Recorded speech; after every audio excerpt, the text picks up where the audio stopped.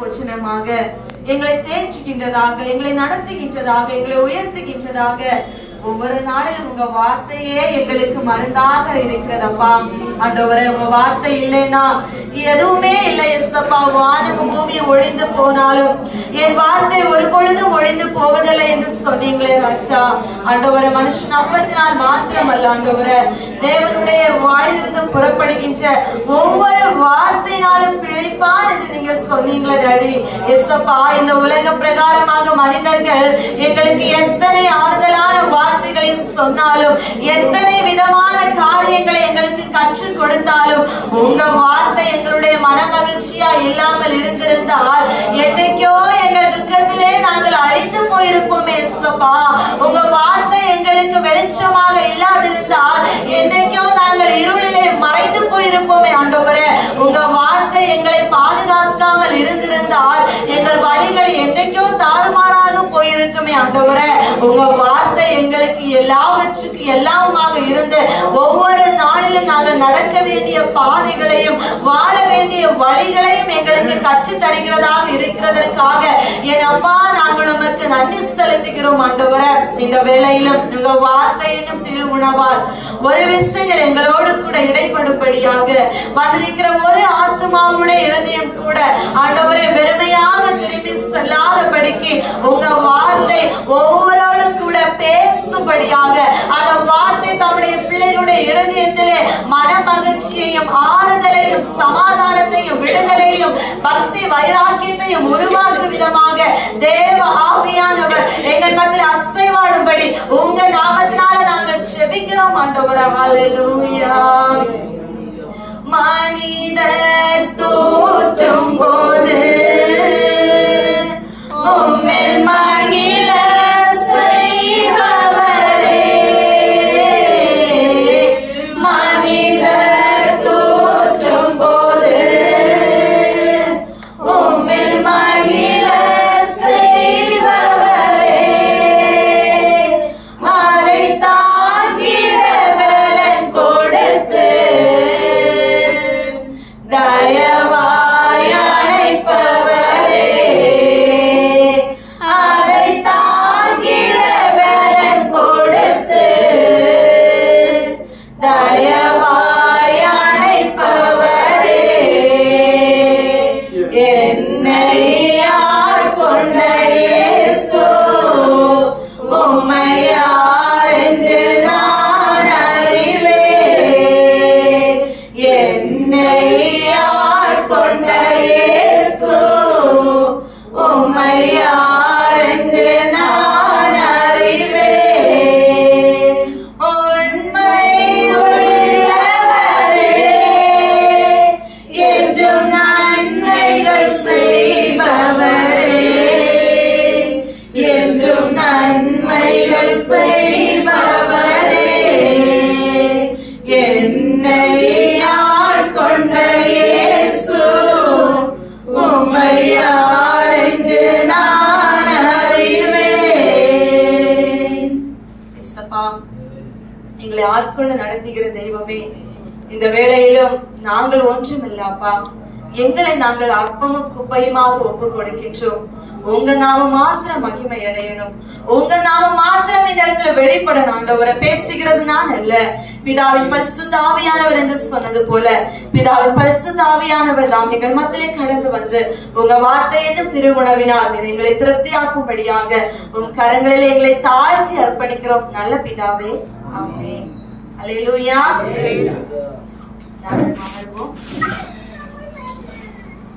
இந்த நாளிலும் தியானிப்பதற்காக தெரிந்து கொண்ட வேத பகுதி பிலிப்பியர் 3ஆம் அதிகாரம் அதனுடைய 13-14 வசனங்கள். பிலிப்பியர் 3ஆம் அதிகாரம் அதனுடைய 13-14 வசனங்கள். சகோதரரே, அதை பிடித்துக் கொண்டேன் என்று நான் எண்ணுகிறது இல்லை.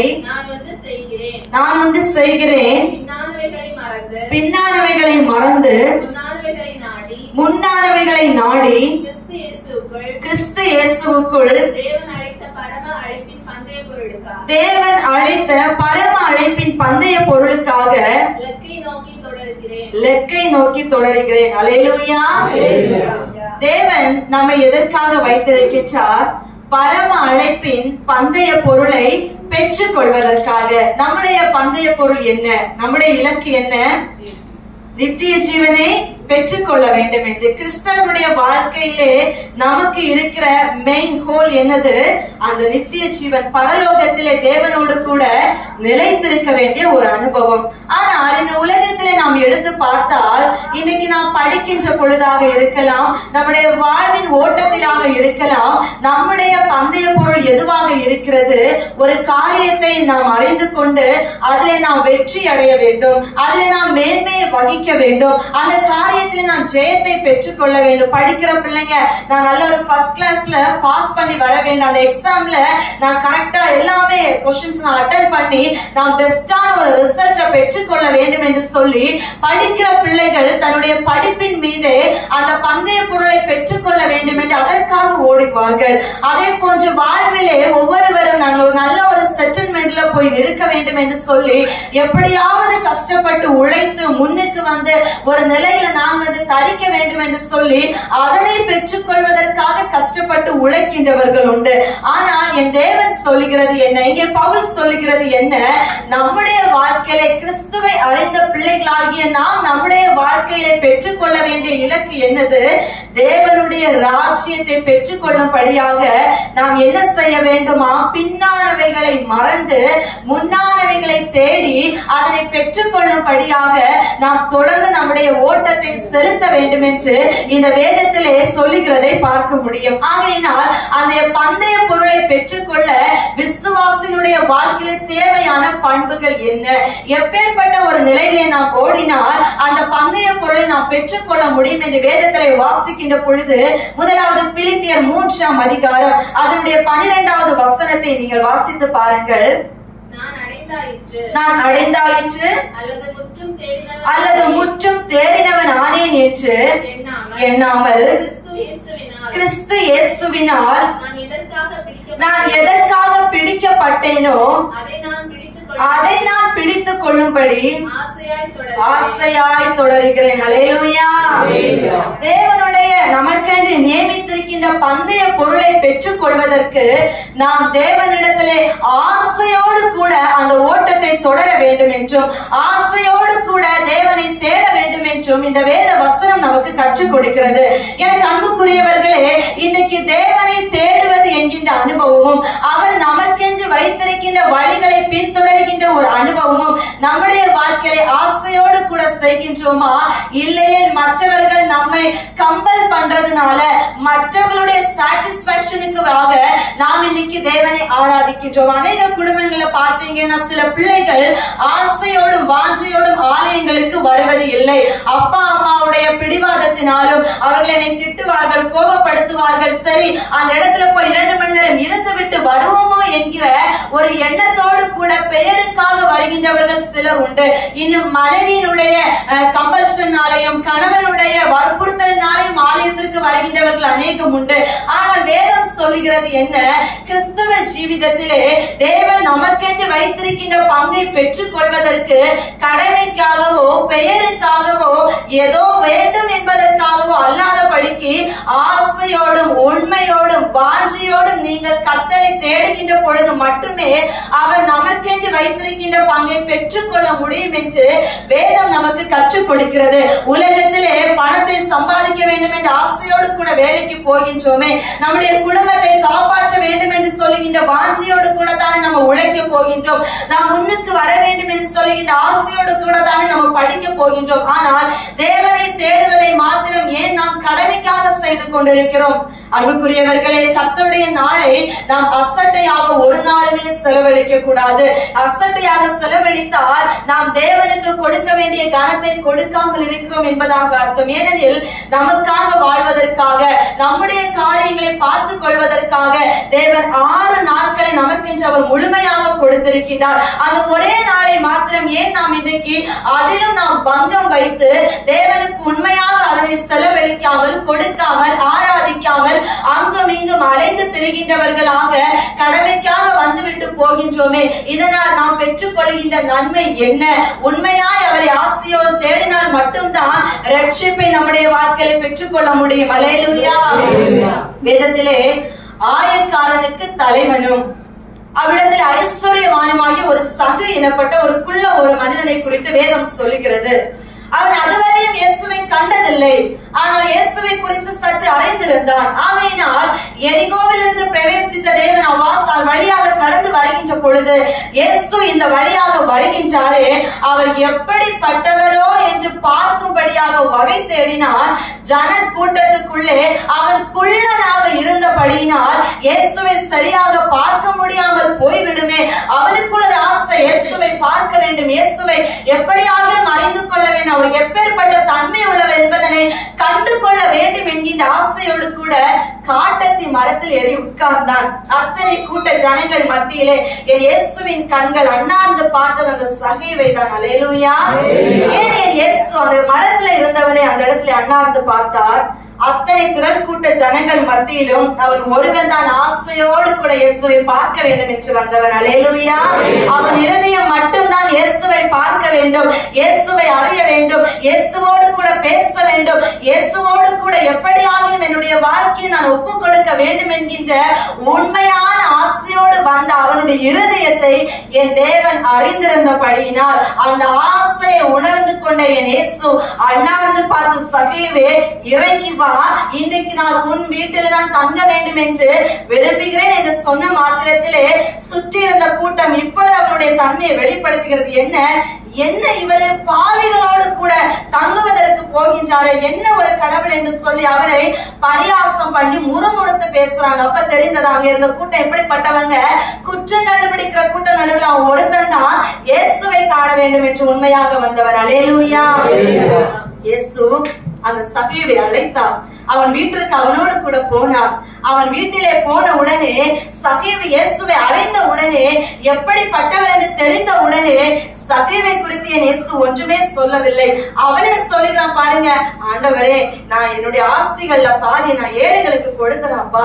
நான் யாருக்கிட்டையாவது அநியாயமா ஏதாவது நான் வாங்கியிருந்தா 4 மடங்கா நான் திருப்பி கொடுத்துறேன், ஒண்ணுமே எனக்கு வேண்டாம்னு சொல்லிட்டு அவனுடைய தன்மைகள் எல்லாவற்றையுமே இயேசுவை கண்ட பரவசத்தில் அவருடைய ஆசை நிறைவேறின சந்தோஷத்துல எல்லாத்தையுமே ஆனந்தமா சொல்றேன். இயேசு சொன்ன வார்த்தை, இன்றைக்கு உன் வீட்டிற்கு ரட்சிப்பு வந்தது. அல்லேலூயா.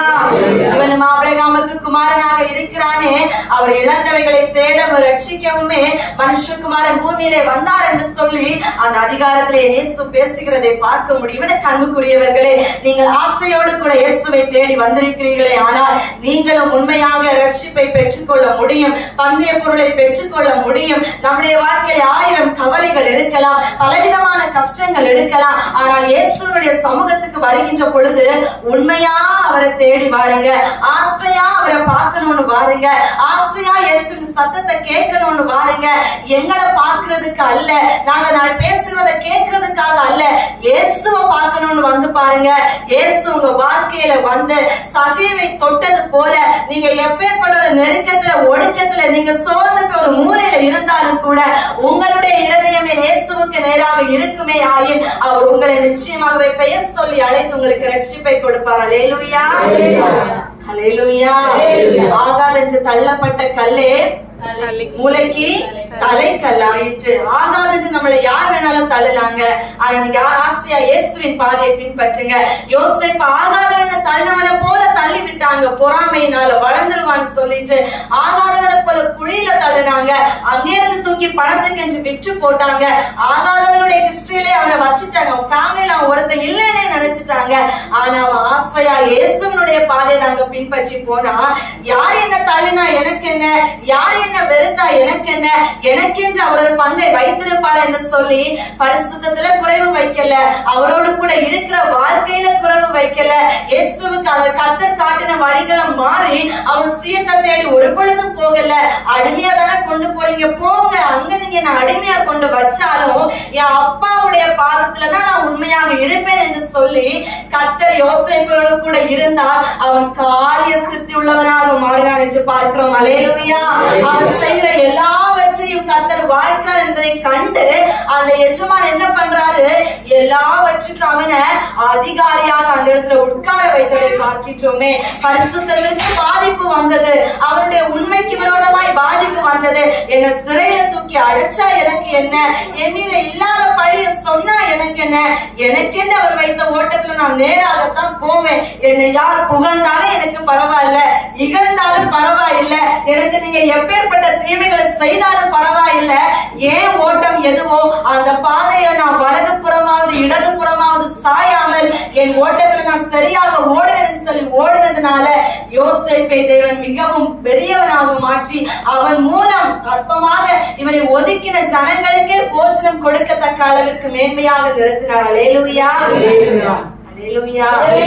கர்த்தருடைய செயல்கள் கண்களுக்கெல்லாம் ஆச்சரியமானவைகள், நம்முடைய அறிவுக்கு எட்டாதவைகளை அவர் செய்கின்றவர். நம்ம ஒன்று நினைப்போம், என் வாழ்க்கை இப்படிதான்ப்பா, எவ்வளவுதான் இயேசுவை தேடினாலும் ஏன் நிலைமை இப்படிதான் சொல்லிட்டு நம்ம ஒரு கணக்கு வச்சிருப்போம். அவர் இல்ல, நீ உண்மையா என்ன தேடி வா, வழிகள்ல கல்லு முள்ளு பள்ளத்தாக்கு எல்லாமே இருக்கும், ஆனாலும் உன்னை சுமக்கிறது யாரு, நான் உன்னை சுமக்கிறேன். உன்னுடைய பாதம் கல் இடைந்து போகாத படிக்கு என்னுடைய தூதர்கள் உன்னை கரங்களிலே ஏறி கொண்டு நடப்பார்கள் இல்லையா. ஆகையினால என்ன வந்தாலும் உன் பாதையை மட்டும் நீ அங்க இங்க சாய்க்காம என்னுடைய சித்தத்தின்படி நீ கடந்து வந்தா உன் வாழ்க்கை நிச்சயமாகவே பந்தய பொருளை பெற்றுக் கொள்ளத்தக்கதாக மகிமை நிறைந்ததாக இருக்கும் என்று வேதம் சொல்லுகிறது. அல்லேலூயா, அல்லேலூயா.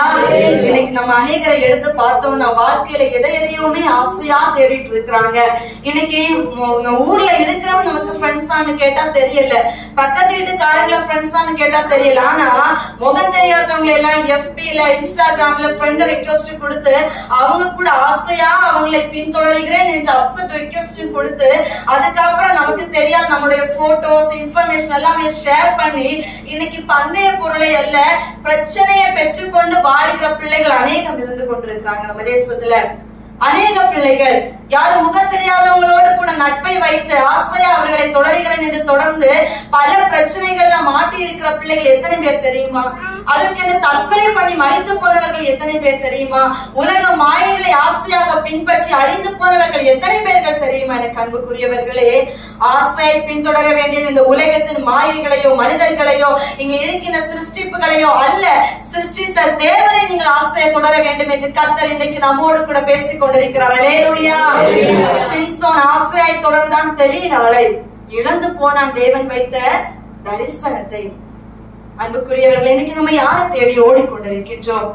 நம்மளுக்கு பிரச்சனை வந்த உடனே நம்ம அப்படியே ட்ராக்க மாத்தி போறோம் இல்லையா? இந்த ட்ரெயினுக்கு ட்ராக்க மாத்தி விடுற மாதிரி பிரச்சனை வருகின்ற உடனே ஏசப்பாவை மறந்துடுறோம் அந்த ஸ்பாட்ல. உடம்பு சரியில்லாம வந்தோடனே டாக்டர் ரிப்போர்ட் கொடுத்த உடனே ஏசப்பா அந்த ஸ்பாட்ல மறந்து விடுறோம். அப்ப நமக்கு எந்த ஹாஸ்பிட்டல் பெரிய சொல்லுவாங்க அந்த ஹாஸ்பிட்டலோட நேம் தான் நம்ம மைண்ட்ல ஃபர்ஸ்ட் வந்து நிற்கும். அங்க போனா நம்மளுக்கு பெஸ்டா ட்ரீட்மெண்ட் கொடுப்பாங்க. ஏங்க பெரும்பாலும் எல்லாரையுமே தேடி போய் சலிச்சு போய் தான் கடைசியில ஏசப்பாவ கிட்ட வந்தா. அல்லேலூயா. அங்க இங்க வளைஞ்சு நெளிஞ்சு எங்கெல்லாம் போய் என்னெல்லாம் செலவழிக்க முடியுமோ எல்லாம் பண்ணி பார்த்து முடிச்சு தளர்ந்து போய்தான் இனி ஏசப்பா கிட்ட போயிருவோம்னு சொல்லிட்டு வஸ்திரத்தின் ஓரத்தை மட்டும் தொட்டாலே போதும். இயேசுவை என்ன தொடர்ந்தான், அவர் எனக்கு வார்த்தையும் சொல்ல வேண்டாம், நான் அவரை தொட்டா போதும், அப்பா எனக்கு வாழ்க்கையில சுகம் கிடைக்கும்னு ஓடி வந்து எல்லா நெருக்கன் மத்தியில தொட்டா அந்த இடத்துல அற்புதம் நடந்தது. அல்லேலூயா, அல்லேலூயா. ஆகையினால் ஆசையாக தேடி சென்று இந்த உலகத்தின் பின்னாக ஓடி உங்களுடைய வாழ்க்கையை நீங்கள் சீரழித்துக் கொள்ளாதபடிக்கு இயேசுவை ஆசையாக தொடருங்கள். அப்பொழுது பந்தய பொருளை பெற்றுக் கொள்ள முடியும். இரண்டாவதாக பார்க்கின்ற பொழுது பிலிப்பியர் 3ஆம் அதிகாரம் அதனுடைய 13வது வசனத்தை வாசித்து பாருங்கள். சகோதரரே, அதை பிடித்துக் கொண்டேன் என்று நான் எண்ணுகிறது இல்லை, ஒன்று செய்கிறேன், பின்னானவைகளை மறந்து முன்னானவைகளை நாடி. அல்லேலூயா, அல்லேலூயா. பின்னானவைகளை மறந்து முன்னானவைகளை நாடி போக வேண்டும் என்று இரண்டாவது பந்தய பொருளை பெற்றுக் கொள்வதற்கான காரியங்களை குறித்து பவுல் சொல்லுகின்றார்.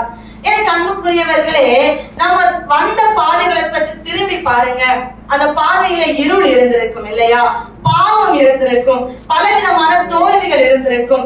இயேசு நமக்கு காட்டின பாதையில நடந்து கொண்டிருக்கும் போது சற்று திரும்பி பார்த்து, ஐயோ நான் இந்த இருளில் இருந்து வந்தேன், இருளை திரும்பி பார்த்தா வெளிச்சத்தை பார்க்க முடியுமா? இருள் நம்மை அடைத்து விடும் இல்லையா? வேதத்துல ஒரு அழகான ஒரு எக்ஸாம்பிள பாத்தீங்கன்னா, லோத்தின் குடும்பத்தின் மீது என் இயேசு அன்பு வைத்திருந்தார். அந்த குடும்பத்தை நேசித்திருந்தபடியினால் தான் அந்த தேசத்தை சோதம் குமர பட்டணத்தை அழிக்க போகிறேன் என்று சொல்லி கர்த்தர் வாக்குரைத்து தேவ மனிதர்களை தேசத்திலே அனுப்பி அவர்களை எப்படியாவது மீட்டு கொண்டு வர வேண்டும் என்று சொல்லித்தானே அனுப்பி வைத்தார். அனுப்பி வைத்தவர்களுடனே என்ன செய்திருக்க வேண்டும்? வார்த்தைகளுக்கு கீழ்ப்படிந்து தேவ மனிதர்களோடு கூட வந்திருக்க வேண்டுமா? இல்லையா? லோத்து சரி வந்து விடுகிறேன் என்று வருகின்றார், பிள்ளைகளும் சரி வருகின்றார்கள். ஆனால் அவ்விடத்துல தேவ மனிதர்கள் சொல்லுகின்றார்கள், உங்கள் வீட்டுல இன்னும் யாராவது அழைத்துக் கொண்டு வாங்க. தன்னுடைய 2 மகளுக்கும் பார்த்து வைத்திருந்த மருமகன் கிட்ட போய் சொல்றான் இந்த லோத்து, இங்க பாருங்க, இப்படி தேவ மனிதர்கள் தேசத்தை அழிக்க போகிறாங்க, தேசத்துல மிகுதியான பாவம் பெருகிச்சு, நீங்களே எங்க கூட வந்தீங்கன்னா அழிவுல இருந்து காப்பாற்றப்படுவீங்க. அந்த மருமகன் 2 பேருக்குமே நம்பிக்கை இல்ல. இவன் என்ன லூசு பையன் மாதிரி இப்படி பேசிட்டு இருக்கிறான், இவன் வார்த்தை கேட்டு நாங்க வரணுமான லோத்த அந்த இடத்துல மதிக்காம விட்டுட்டாங்க. இப்ப பாருங்க, தேவனுடைய நேரம் நெருங்கி விட்டது. இவங்க இப்போ அங்கேதான் நின்றுட்டு இருக்காங்க. வலுக்கட்டாயமாக அன்பு வைத்த நிமித்தமாக கரத்தை பிடித்து அழைத்து கொண்டு அந்த தேசத்தின் எல்லைக்கு வெளியே கொண்டு நிறுத்தின பொழுது லோத்து வந்துட்டான், பிள்ளைகளும் வந்துட்டாங்க. ஆனா லோத்தின் மனைவி என்ன செய்தா? பின்னிட்டு பார்த்தாள். அல்லேலூயா! அவருடைய எண்ணம் இப்ப எங்க இருக்கிறது? அவங்க விட்டு வந்த தேசத்துல இருக்கிறது. அந்த தேசத்தை நீங்க பாத்தீங்கன்னா ஆபிரகாமும் லோத்தும் பலுகி பெருகின பொழுது இருவருடைய மேய்ப்பர்களுக்கிடையே சண்டை வந்தது. அதனாலதான் ஆபிரகாம் சொல்லுகிறான், நீ வலதுபுறமாக போனா நான் இடதுபுறமா போகிறேன், நீ இடதுபுறமா போனா நான் வலதுபுறமா போகிறேன். உன் மேய்ப்பர்களுக்கும் என் மேய்ப்பர்களுக்கும் சண்டை வராமல் இருக்கும்படியாக நாம் ஒன்றுக்கொன்று பிரிந்து போய்விடுவோம் என்று சொல்லி நீயே தேசத்தை தெரிந்து கொள் என்று சொன்ன பொழுது அந்த லோத்து பாவமான தேசத்தை தெரிந்து கொண்டாங்க. அந்த தேசம் பாவமானது என்று ஏற்கனவே தெரியும். அந்த தேசத்துல தேவனுக்கு பயப்படுகிற பயம் இல்லை என்று ஏற்கனவே அவனுக்கு தெரியும். அவன் எதை பார்த்து தெரிந்து கொண்டான் தெரியுமா?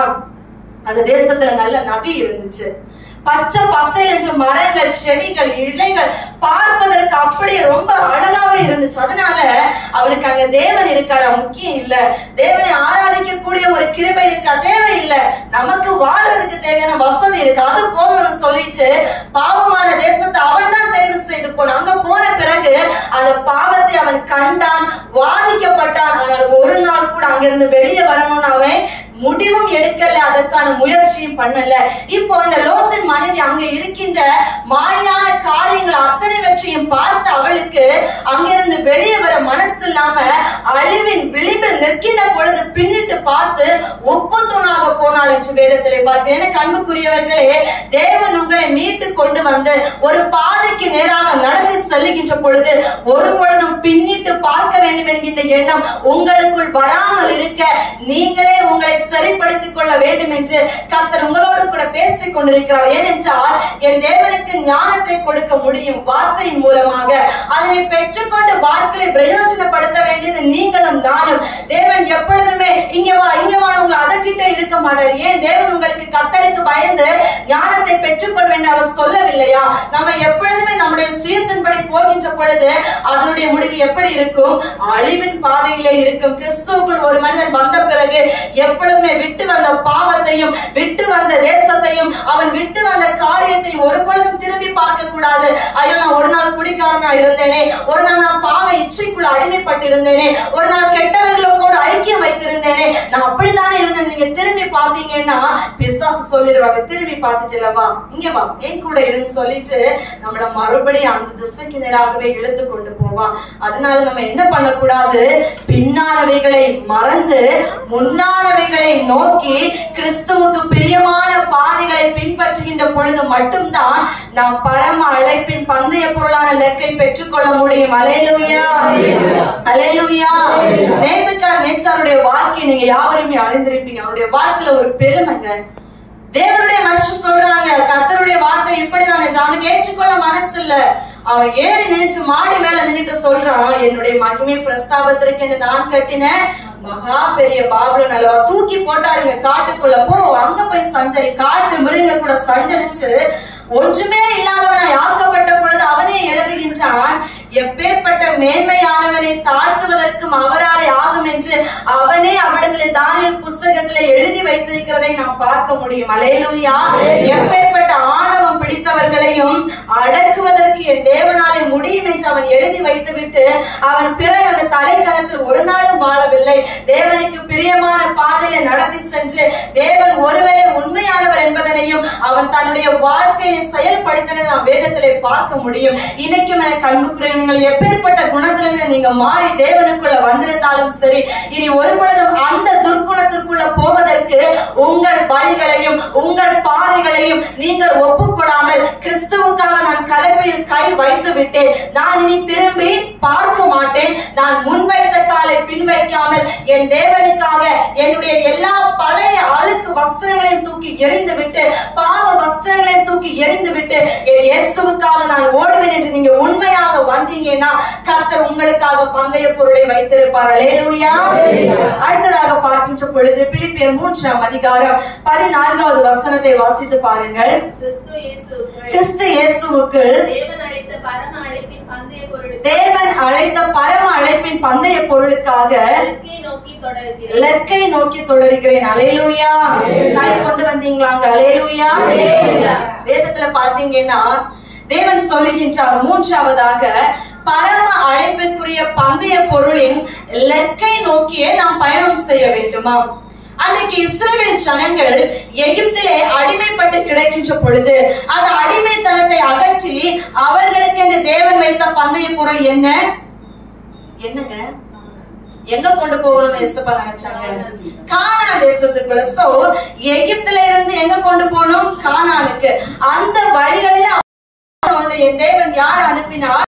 மோசேயும் ஆரோனையும் வைத்தார். ஆனா லெகுவாவா நடந்து வந்தாங்க. கரெக்டா தொடர்வதற்கு காரணமாக இருந்தது யார்? மோசே. இஸ்ரவேல் ஜனங்கள் கோஆபரேட் பண்ணவே இல்லை கடைசி வரைக்கும். எல்லா விஷயத்திலும் எப்படி போனாங்க தெரியுமா? ஒருக்கா வலது பக்கமா போவாங்க, அடுத்து இடது பக்கமா போவாங்க. ஒருக்கா தண்ணி கசப்பா இருந்துச்சுன்னா அங்க நின்று சண்டை போடுவாங்க, இன்னொரு பக்கம் இறைச்சி கிடைக்கலன்னா அங்க நின்று வாக்குவாதம் பண்ணுவாங்க.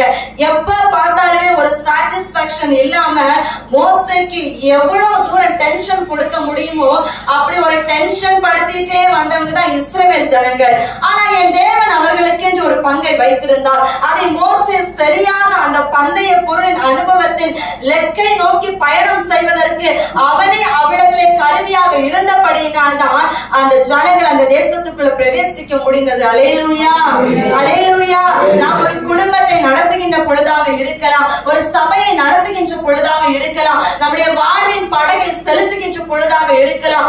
எப்பொழுதுமே தேவன் நமக்கென்று கொடுத்த ஞானத்தை நேர்வழியாக அதனை பெற்றுக்கொள்ளும் வரையிலும் தேவனுடைய துணையோடு கூட, அவர் கொடுத்த கட்டளைகளோடு கூட, அவர் கொடுத்த நியமங்களோடு கூட நீங்க சரியாக பயன்படுத்தி போனால் மட்டும்தான் அந்த வழியிலே உங்களுக்கு செங்கடல் வந்தாலும் யோர்தான் வந்தாலும் எரிகோ வந்தாலும் அவர் அதனை தடுத்து எல்லா தடைகளையும் அகற்றி கானானுக்குள் பிரவேசிக்க பண்ணுவார். உங்களுடைய சுயத்தின்படி நீங்கள் வழியை தெரிந்து கொண்டு, உங்க வாழ்க்கையை நீங்கள் சுயத்தின்படி அமைத்துக் கொண்டு, உங்களுடைய வேலையை நீங்கள் சுயத்தின்படி அமைத்துக் கொண்டு, உங்க விருப்பப்படி நீங்கள் எந்த வழியில போனாலும் அங்க இருக்கிற வாசல்கள் அடைக்கப்படுமே தவிர கர்த்தருடைய ஒத்தாசையை பார்க்க முடியாது. அல்லேலூயா.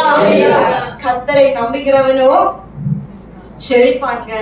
கர்த்தரை நம்பாம நீங்க சுயமா எங்க ஓடி ஓடி ஒளிஞ்சாலும் நம்ம வாழ்க்கையில பிரச்சனைகளை தான் சந்திக்கும். ஏன்னா யோனா தேவன் சொன்னது போ, அங்க எங்க நினிவேவுக்கு போய் என்று அழைத்து கொடுத்து விட்டா. அவன் போகிறாங்க, பெரிய எல்லாமே தெரிந்தவர் தர்ஷீசுக்கு போற கப்பல்ல ஏறி போகிறான். அவனால கப்பல்ல இருந்தவங்களுக்கும் பிரச்சனை. சீட்டு போடுறாங்க, மிதந்தது யோனாவின் பெயர். என்ன பண்ண வேண்டும் என்று கேட்டபொழுது அவனே சொன்ன, என்ன தூக்கி கடலுக்குள்ள போட்டுருங்க. போட்டாங்க. அதுக்கப்புறம் அந்த கப்பல் சரியாக பிரயாணம் செய்து போனது. இங்கே இந்த யோனா சரியான பாதையிலே கர்த்தர் வைத்த இலக்கை அவன் ஃபாலோ பண்ணி போயிருந்தா அவனுக்கு இந்த பிரச்சனை வந்திருக்காது. 3 நாள் மீனின் வயிற்றிலே வைத்து காக்கப்பட்டான் அந்த யோனா. இந்த தண்டனை அவனாலே அவனுக்கு உருவாக்கப்பட்டது இல்லையா? அவனுடைய சுய வழி அவன் தேடி போனதுனால அவனுக்கு அந்த தண்டனை எல்லாமே தன்னுடைய வாழ்க்கையில அனுமதிக்கப்பட்டது. எனக்கு அன்புக்குரியவங்களை எப்பொழுதும் எங்க சுயத்தை தேடி போகாதீங்க. கர்த்தருக்கு ஒரு மனுஷன் வேணும், அவனை பரம அழைப்புக்காக தேவன் தெரிந்தெடுத்திருக்கிறார் என்றால் எந்த வழியில நீங்க ஓடி ஒளிந்தாலும் அவர் வழியில நீங்கள் வந்து நிற்கும் வரையிலும் உங்களுக்கு அடிக்கு மேல் அடி விழுந்துட்டே இருக்கும். அல்லேலூயா. எங்க போனாலும் அவர் விட மாட்டாரு. பேதுரு ஓடி ஓடி ஒளிச்சு பார்த்தாங்க, ஜீவனை காப்பாற்றி கொண்டு திரும்ப மீன் பிடிச்சிட்டு வாழ்ந்து விடலாம். ஏன்னா வாழ்க்கை என்னதான், மீன் பிடிச்சு சம்பாதிச்சு வாழ்க்கையை நடத்திடலான்னு. அப்ப தேவன் முதலாவது தேடி வந்து வெறுமையான படகை நிரப்பி அவனை, நீ வா, இவ்வளவு மீனை கிடைக்கும் பொழுது தூக்கிட்டு போறாரு அவன் இல்லையா. அவனுக்கு வெறுமையா இருந்த பொழுது அவன் படகுல ஏறுகிறாரு, உபதேசம் பண்றாரு, இப்ப கொண்டு ஆழத்துல கொண்டு வலைய போடுன்னு சொல்றாரு. வலையெல்லாம் கிழிந்து போகத்தக்க அளவுக்கு மிகுதியான மீன்கள், அத்தனை மீன்களை காட்டி விட்டுதான் தேவன் கூப்பிடாரு. இவ்வளவு ஐஸ்வர்யம் முன்னால இருக்கு, ஆனா இதுக்கு ஒண்ணு நான் அழைக்கலப்பா, என் பின்னாடி மனுஷனை பிடிக்கிறதுக்காக உன்னை தெரிந்தெடுத்தேன் என்று. அப்ப பாருங்க, கண்ணு முன்னாடி இவ்வளவு செல்வத்தை காட்டிட்டு வாழ்ந்து கூப்பிட்டா எவ்வளவு கஷ்டமா இருந்திருக்கும் பேதுருவுக்கு. ஆனா கஷ்டப்படலைங்க, போனா இயேசுவுக்கு பின்னாடி சீஷராக மாறினார். இயேசு செய்த அற்புதங்கள் அடையாளங்கள் எல்லாம் வச்சையும் பார்த்தான். ஆனா இயேசுவின் சிலுவை மரணம் என்று ஒன்று வந்தது. அப்பதான் இவரை பார்த்து கேட்கிறாங்க, இயேசுவை அழைத்து விட்டு போற பிறகு, இயேசு கூட இருந்தவன் தானே இயேசுவா? எனக்கு அவர் யாருமே தெரியாது, இயேசு யாரு அப்படின்னு சொல்லிட்டு அவர் எனக்கு தெரியாது என்றும் அவன் சபிக்கவும் தொடங்கினான் என்று வேதம் சொல்லுகிறது. எனக்கு அன்புக்குரியவர்களே, அந்த பேதுரு வழிமாறி போனான். போயிட்டு இயேசுவ சிலுவையில அரைஞ்சிட்டாங்க, அவர் இறந்து போயிட்டாரு. இனி எங்க வர போறாரு? நம்ம வேலை என்ன வேலை? மீன் பிடிக்கிற வேலை. போவோம், திரும்ப படகை எடுத்துட்டு சொல்லிட்டு போறான் பாருங்க. இப்ப அவன் வாழ்க்கையில திரும்ப மீன் பிடிக்க அதே நிலவனா மறுபடியும் தொடர்கிறது. மீனுக்கு வலைய போடுறான், ஒரு மீன் கூட கிடைக்கல. இப்பொழுது உயிர் நிற்கின்றார். அவர் சொல்லுகின்றார், வலது புறமாக நீ வலை. ஃபர்ஸ்ட் எங்க சொன்னாரு? ஆழத்துல கொண்டு வலைய போட சொன்னாரு. இப்ப எங்க போட சொல்றாரு? கொண்டு வலைய போடணும். போட்டா அவ்வளவு மீன் கிடைச்சிருச்சு. மறுபடியும் வந்து அவங்க கிட்ட கேட்கிறாரு,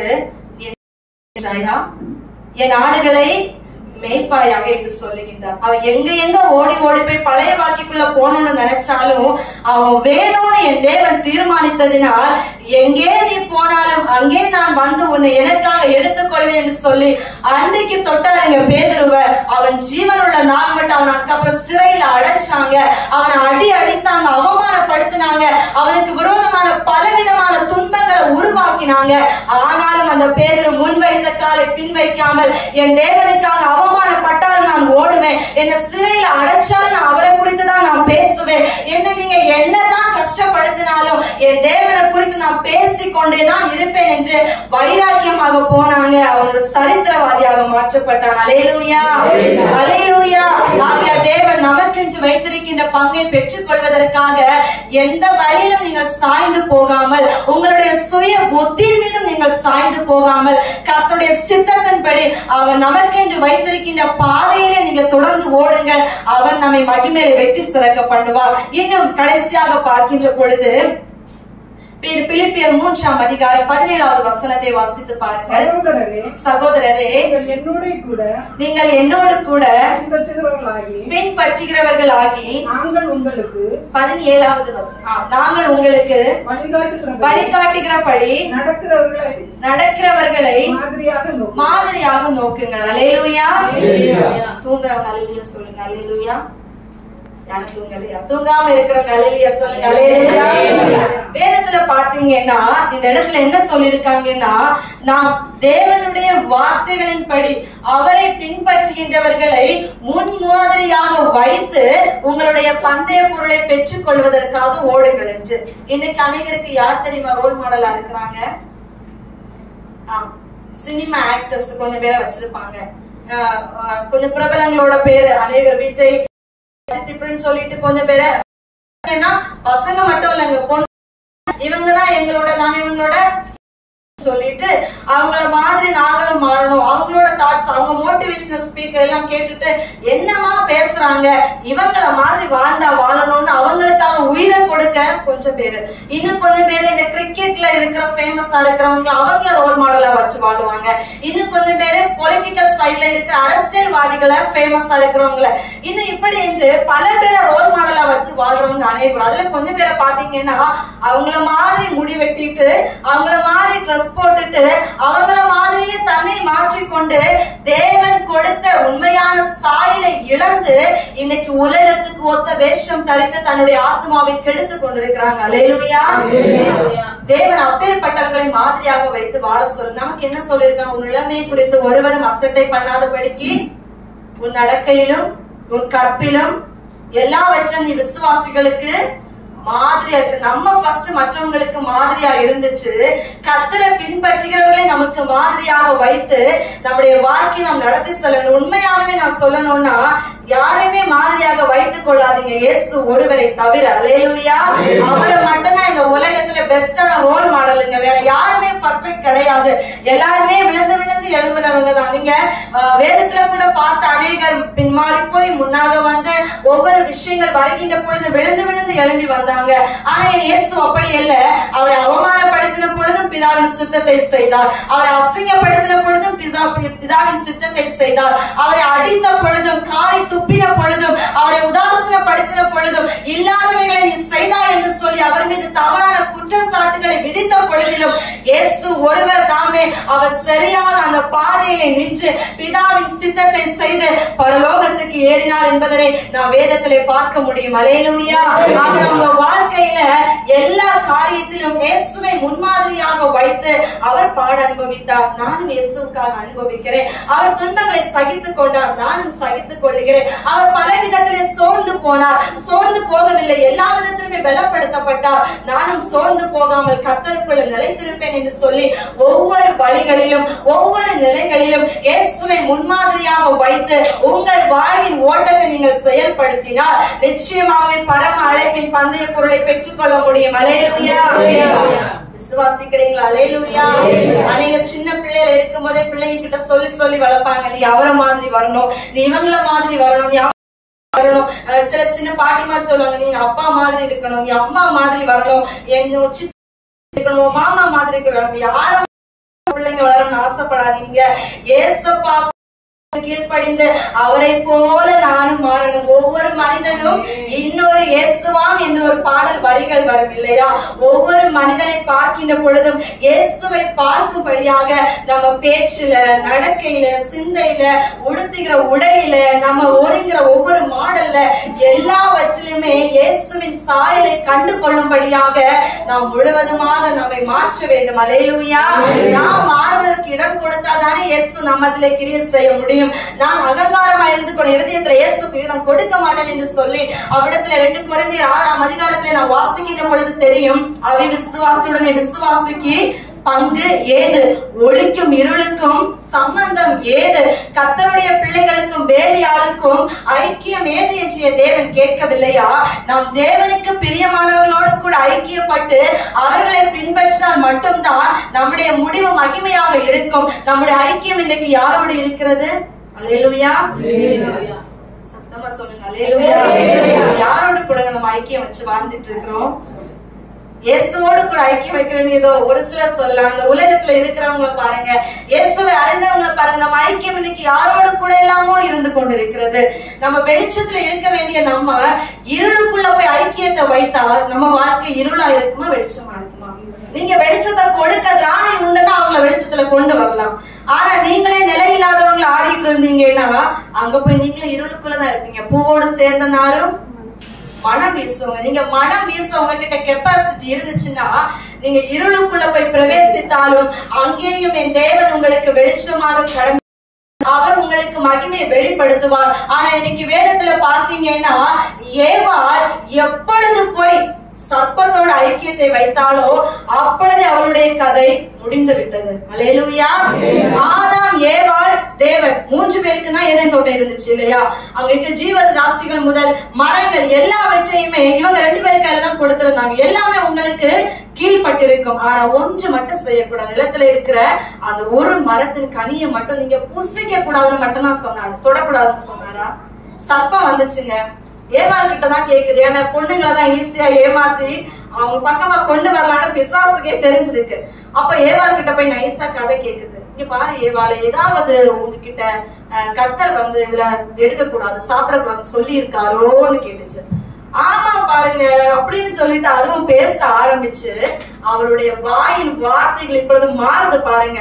இங்க 2ஆம் அதிகாரத்துல பாத்தீங்கன்னா இயேசு சொன்ன கர்த்தர் சொன்னது, அந்த நிலத்தின் கனியை புசிக்க கூடாது, புசிக்கும் நாளே சாகவே சாவீர்கள். இப்ப ஏவாள் பேசுறாங்க பாருங்க, கர்த்தர் சொன்னார் அந்த கனியை புசிக்கவும் தொடவும் கூடாது நீங்க கிட்ட சொல்லி இருக்காங்க, தொட்டா நீங்க சாகவே சாவீங்கன்னு பொய் பேசுற வாய்க்கியம் மாறுகின்ற பொழுது அவ வாயின் வார்த்தைகள் மாறுகிறது, அவ சுபாவங்கள் மாறுகிறது, அவ குணங்கள் மாறுகிறது. அவ இருளுக்குள்ளே போய் கலந்து விட்டார். அழகான ஏதேன் தோட்டத்துல ஒரு குறைவு இல்லாம சம்பூரணமாக கொடுக்கப்பட்டு வாழ்ந்திருந்த அவருடைய வாழ்க்கை, தேவன் வந்து தேடுகிற ஆதாமே நீங்க எங்க இருக்கீங்கன்னு கேட்ட பொழுதுதான் அவங்களுடைய கண்கள் திறக்கப்பட்டு நிர்வாணமாக இருக்கிறோம் என்பதனை அந்த சர்ப்பத்தின் மூலமாக அவங்க அறிந்து கொண்டாங்க.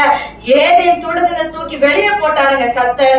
அப்பதான் சாபம் உருவாச்சு. ஆதாமுக்கு கொடுத்தாரு சாபம், நீ பூமியில வாழ்ற நாள் வரைக்கும் வேர்வை சிந்தி கஷ்டப்பட்டுதான் நீ உழைப்ப, உனக்கு இனி எந்த ஒரு லகுவான ஆசீர்வாதமும் கிடையாது. ஏவாளுக்கு என்னது, நீ கற்ப வேதனை மிகவும் கொடுமையாக அனுபவித்தான் நீ பிள்ளை பெறுவாய் என்று அன்னைக்கு கொடுத்த சாபங்க இன்னைக்கு வரைக்கும் நம்ம பூமியை விட்டு விலகி போகல. அல்லேலூயா.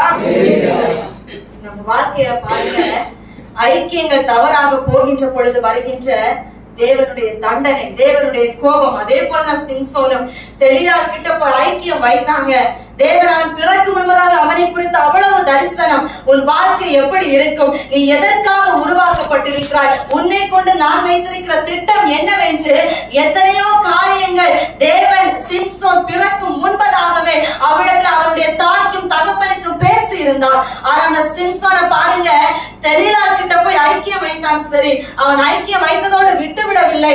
அவளிடத்திலே அவள் 3 முறை 3 விதமான காரியங்களை செயல்படுத்தி அவனை மயங்க வைத்து விட்டார். அவர் மடியிலே படுத்துக் கொண்ட சிம்சோன் அவர் கேட்கிறான், நீ என்ன உண்மையா லவ் பண்ணல, இல்ல உண்மையா நேசிச்சிருந்தா நீ ரகசியத்தை சொல்லி இருப்ப, உன் பலன் எங்க இருக்கு அப்படின்னு. நீ என்ன உண்மையா நேசிக்கல அதனால நீ சொல்லலைன்னு எப்படி அவனுடைய மனசை மாத்தி உண்மையை வெளி வைக்க முடியுமோ, தந்திரமாக சர்ப்பத்தை போல அவளும் பேசி அவனுடைய வாய்ந்த ரகசியத்தை எடுக்க செய்து மடியிலே தூங்க வைத்து விட்டு அங்கே அழைக்கின்றார். தேவையற்ற மனிதர்களை அழைத்து அவனை கட்ட வைத்து அவனுடைய முடியை வெட்ட வைத்து அவனுடைய பலத்தை இழக்க வைத்து கண்கள் பிடுங்கப்பட்டவனாய் கட்டப்பட்டு அவனுடைய சரித்திரமே அழிந்து போன நாம் வேதத்திலே பார்க்க முடியும். அல்லேலூயா.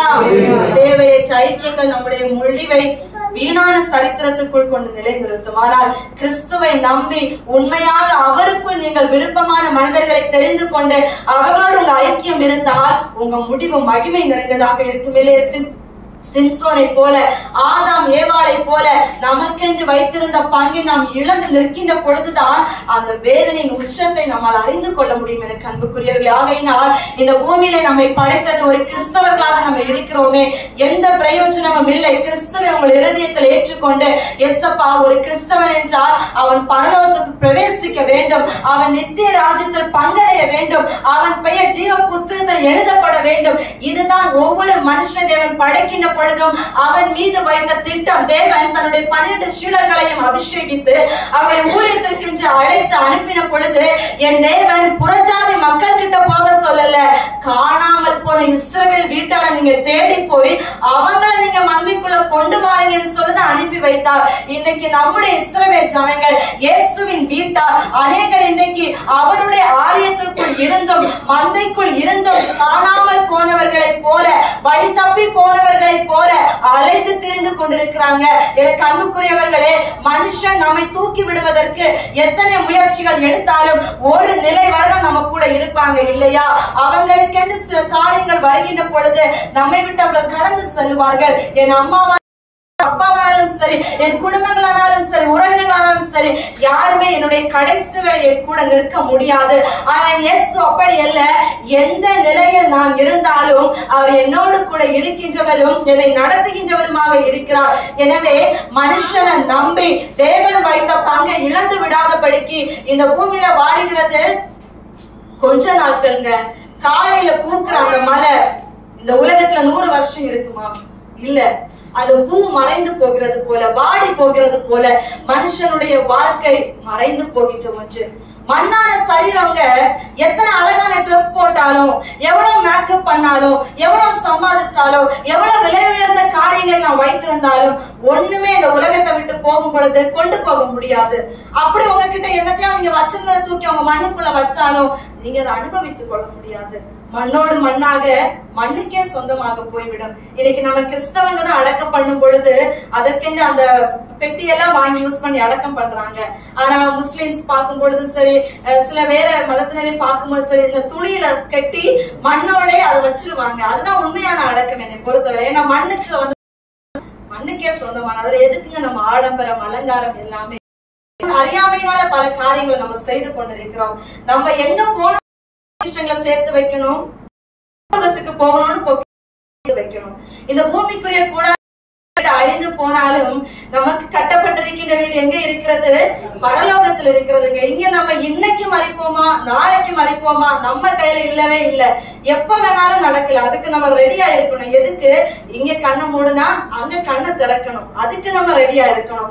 இல்லாம இங்க இருந்துட்டு உலகமும் வேணும், உலகத்துல உள்ள இச்சைகளும் வேணும், ஆசைகளும் வேணும், மாயைகளும் வேணும், இயேசுவும் வேணும்னா ஒண்ணும் நடக்காது. இருமனம் உள்ளவன் தன் வழிகளில் நிலையற்றவனாக இருக்கிறான். 2 எஜமான்களுக்கு ஒரு பொழுதும் ஊழியம் செய்ய உங்களால் கூடாது.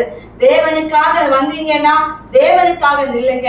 ஊழியம் செய்யறதுக்கு இல்லைங்க, கர்த்தருடைய பிள்ளைங்களா வாங்க. கிறிஸ்துவை அடைந்திருக்கிறேன் என்று சொல்லிக் கொண்டு கிறிஸ்துவ வெளிப்படுத்தாம இருந்தா என்ன பிரயோஜனம்? வேத வசனம் சொல்லுகிறது, மனுஷன் முன்பாக என்னை மறுதலிக்கிறவனை பிதாவுக்கு முன்பதாக நானும் மறுதலிக்கிறேன். மனுஷனுக்கு முன்பதாக என்னை அறிக்கையிடுகிறவனை நானும் பிதாவுக்கு முன்பதாக அறிக்கையிடுகிறேன். இன்னைக்கு மனுஷனுக்கு முன்பதாக இயேசுவை பத்தி பேசுறதுக்கு நமக்கு வாய் வரல. ஏன்னா நம்மள ஏதாவது தப்பா சொல்லிடுவாங்க. இது என்ன இயேசு இயேசுன்னு சொல்லிட்டு நம்மள ஏதாவது கிண்டல் பண்ணிடுவாங்க. வாயில வார்த்தைகள் வரவில்லையே. யாரெல்லாமோ புகழ்ந்து பேசுவதற்கு வார்த்தைகள் சரளமாக வருகிறது. ஆனால் இயேசுவை குறித்து ஒரு வார்த்தை சொல்லி, இயேசுவை தேடி வா, ஆலயத்திற்கு வா, ஜெபம் பண்ணு, நீ உண்மையா தேவனை நோக்கி ஜெபம் பண்ணு, உன் வாழ்க்கை நல்லா இருக்கும்னு சொல்லி இயேசுவை குறித்து பேசுகிறதுக்கு ஏன் நம்முடைய நாவுகள் எழும்பவில்லை? நம்ம இன்னுமே பின்னானவைகளுக்குள்ளே இருந்து கொண்டிருக்கிறோம். முன்னானவைகளை நாடி வந்திருந்தால் நம்ம வாழ்க்கை பழைய நிலைமையில இருந்திருக்காது. எனக்கு அன்புக்குரியவர்களே, நீங்க கிறிஸ்துவுக்குள்ள வந்தா பழையவைகள் எல்லாம் ஒழிந்து போயின. சத்தமா சொல்லுங்க. எல்லாம் புதிதாயின. பேச்சு மாறணும், நடக்கை மாறணும், சிந்தை மாறணும், செயல்கள் மாறணும். உங்களுடைய எல்லாமே இயேசுவுக்குள்ளாக அவருக்கு பிரியமான வழியில மாறணும். இல்லாம நான் கிறிஸ்தவன் என்று சொல்லிக் கொண்டதுனால இயேசு எந்த சர்டிபிகேட்டும் தரப்போறது இல்ல. அல்லேலூயா. இயேசு நீங்க நான் கிறிஸ்தவனா மாறிட்டேன், அதனால எனக்கு இயேசப்பா ஒரு மொமெண்ட் தந்து ஒரு சர்டிபிகேட் வந்து வா, உனக்கு நான் இங்க எழுதியாச்சு, அங்க வரும்போது உனக்கு நான் ஒரு கிரீடம் தந்து உட்கார வைக்கிறேன்னு சொல்லுவாரா? இல்லங்க. வாழ்க்கையில வாழ்ந்து காட்டணும். கிரியைகள் இல்லாத விசுவாசம் செத்ததுங்க. கடுகளவு விசுவாசம் சொன்னாரு. நமக்கு விசுவாசம் கடுகுக்கு மேல இருக்கு, ஆனா கர்த்தருக்கு மேல இல்ல. அல்லேலூயா.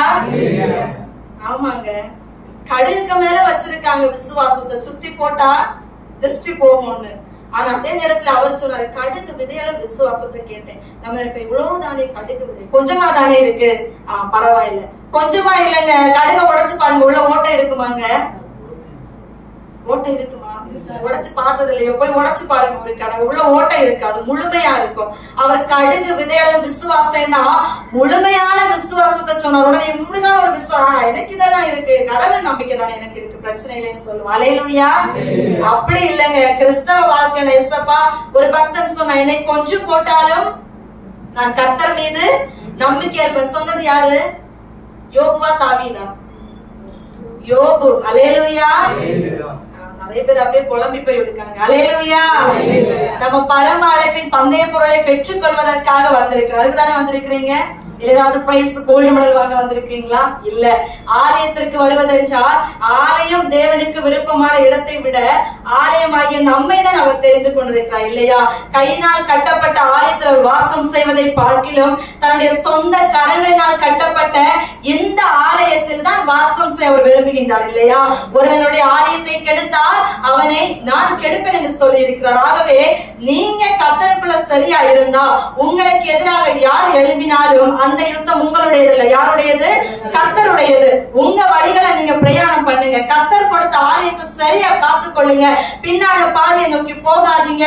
கலப்பையில் கை வைத்து விட்டீங்க, முன்னாக ஓடுங்க. உங்களுக்கான பங்கை பெற்றுக்கொள்ளும் வரையிலும் ஓடுங்க. பிரச்சனைகள் வரும், பாடுகள் வரும், உபத்திரவங்கள் வரும், அவமானங்கள் போராட்டங்கள் வரும், நெருக்கங்கள் வரும், இடுக்கங்கள் வரும், தப்பா பேசுவாங்க, கிண்டல் பண்ணுவாங்க, கேலி பண்ணுவாங்க. எப்படியெல்லாம் உங்களை இயேசு விட்டு பின்மாறி வைக்க போகிறதற்கு பிசாசானவர் இச்சைகளை கொண்டு வர முடியுமோ, பாவங்களை முடியுமோ, எல்லா ட்ராக்லயும் அவனும் ஓடிப்பான். ஆனா அவன் எப்படி ஓடினாலும் இடதுபுறம் சாய ஆசையாய் நான் இயேசுவை மட்டுமே ஓடுவேன் என்று சொல்லி அவர் உங்களை பாதையில் அவருக்கு சித்தம் என் பாதை என் விருப்பம் உம் வழியே என் வழி என்று நகோமியை பின்பற்றி போனது போல நாமும் இயேசுவை பின்பற்றி போன ஆசீர்வாதமாக இருக்குமா? விசுவாசிக்கிறீங்களா? அல்லேலூயா.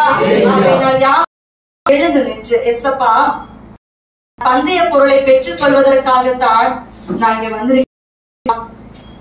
என் வாழ்க்கை நோக்கமே நீங்க தான் ஆண்டவரே. என் வாழ்க்கையில நான் எதனை சம்பாதி என்னை நேசிப்பதற்கு என்று எத்தனை பேர் இருந்தாலும் ஆத்மாவை காத்துக் கொள்வது ஆகும். இந்த உலக பிரகாரமாக உறவுகள் என்னை ஒருவேளை பாதுகாத்து நடத்தலாம். ஆனால் கட்டாராகில் கட்டைகளுடைய பிரயாசம் விருதா என்றும் காவாராகில் அதை பாதுகாப்பு விருதா என்றும் கேட்டது போல கர்த்தருடைய நடத்துதல் இல்லை என்றால் மனுஷனுடைய தயவுகள் என்ன இருந்தது வீணானது என்று நான் ஐயா உங்களுடைய அழைப்பின் பந்தய பொருளை பெற்றுக் கொள்ளும்படியாக லெக்கை நோக்கி தொடர்கின்ற ஒரு இருதயத்தை எங்களுக்கு தாருங்க. நாங்க பின்னானவர்களை தேடி தேடி நாங்க ஓடிட்டு இருந்த உண்மைதான்ப்பா. நீங்க எங்களுக்கு என்று வைத்த சித்தத்தை உணராம லெக்கை உணர்ந்து கொள்ளாம நாங்க அங்க போனா நல்லா இருக்குமா, எங்க போனா நல்லா இருக்குமா என்று வழிமாறி போன ஆட்டை போல அலைந்து திரிந்தது உண்மைதான் எசப்பா. கெட்ட குமாரனை போல உலகத்தின் மீது ஆசை வைத்து அப்பா கூட இருந்த பொழுது சந்தோஷம் இருந்தது, அப்பா கூட இருந்த பொழுது நல்ல வஸ்திரம் இருந்தது, அப்பா கூட இருந்த பொழுது நல்ல உணவுகள் இருந்தது. ஆனா உலக இச்சைகளில் அடிமைப்பட்டு உலகத்தின் நேராக போன பொழுது நல்ல உணவு கிடைக்கல, வஸ்திரம் கிடைக்கல, தங்க இடம் கிடைக்கல, பாதுகாப்பு இல்ல, ஒண்ணுமே இல்லாத பைத்தியக்காரங்க போல திரும்பி அந்த அப்பா கிட்ட வந்த பொழுதுதான் அவன் இழந்தவைகள் எல்லாவற்றையுமே மறுபடி பெற்றுக் கொண்டான. அன்புக்குரியவர்களே, இன்னைக்கு நீங்க எங்க ஓடி ஓடி ஓடி ஓடி ஒழிந்தாலும் இயேசுவை விட்டு நீங்க ஒரு வாழ்க்கை வாழ்ந்தா அந்த வாழ்க்கையில திருப்தி இருக்காது, அந்த வாழ்க்கையில மேன்மை இருக்காது, அந்த வாழ்க்கையில சமாதானம் இருக்காது, அந்த வாழ்க்கையில நிம்மதி இருக்காது. கர்த்தருடைய ஆசீர்வாதம் மட்டும்தான் ஐஸ்வர்யத்தை தரும். இந்த உலகத்தின் ஆசீர்வாதத்துல வேதனை இருக்கும், முட்கள் இருக்கும், பலவிதமான நஷ்டங்கள் இருக்கும். ஆனால் இயேசுவுக்காக நீங்கள் நஷ்டாபமான அனைத்தையும் நஷ்டம் என்று எண்ணி இயேசுவுக்காக ஓடினால் கர்த்தர் உங்களை நித்திய மகிமையில உட்கார வைத்து அவர் அழகு பார்க்க வல்லவரோடு யாவரும் இணைந்து பாடுவோமா? பரமாழைப்பின் பந்தய பொருளுக்காய் நாளத்தை நோக்கி ஓடுகிறேன். பரமாழைப்பின் பந்தய பொருளுக்காய் நாளத்தை நோக்கி ஓடுகிறேன்.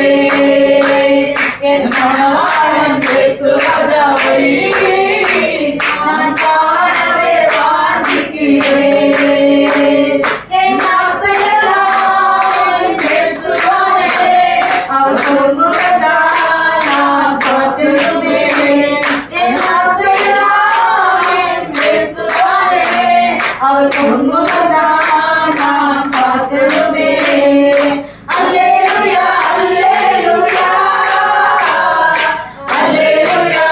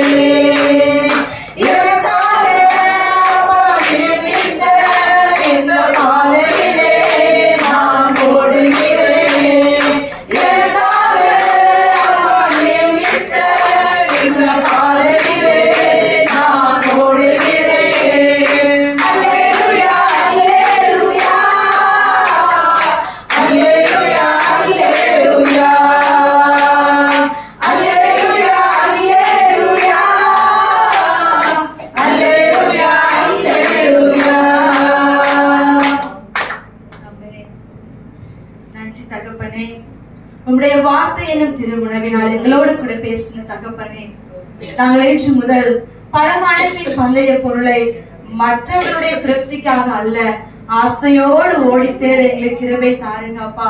மற்றவர்கள் எங்களை கம்பல் பண்ணதுனால உங்க வார்த்தைகளை கேட்டு உங்களை நான் தேட வேண்டும் என்கின்ற ஒரு எண்ணத்திலே நாங்கள் வாழாதபடி, எஸ்அப்பா, வாழ்ந்தாலும் தாழ்ந்தாலும் அப்பா, மரணமானாலும் ஜீவனானாலும் லாபமானாலும் நஷ்டமானாலும் என் இயேசுவுக்காக நான் ஆசையாய் உண்மையே தேடி ஓடுவேன் அப்பா.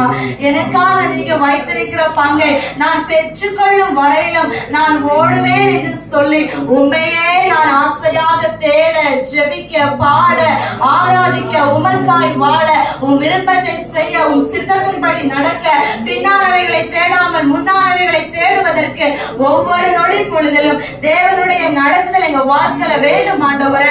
மனுஷனுடைய யோசனைகளை கொண்டு வாழாமல் கர்த்தருடைய யோசனையை நிலைநிற்கும் என்ற வார்த்தையின்படி அப்பா, உம்முடைய இருதயத்தின் யோசனைகளை நாங்கள் அறிந்து அவைகளின்படி நடப்பதற்கு நாங்கள் நடக்க வேண்டிய பாதைகளையும் செய்ய வேண்டிய செயல்களையும் ஒவ்வொரு நாளிலும் நீர் எங்களுக்கு போதித்து நடத்த வேண்டும் என்று சொல்லி ஜெபிக்கிறோம் பிதாவே. அப்பா, உமக்கு நன்றி செலுத்துகிறோம்.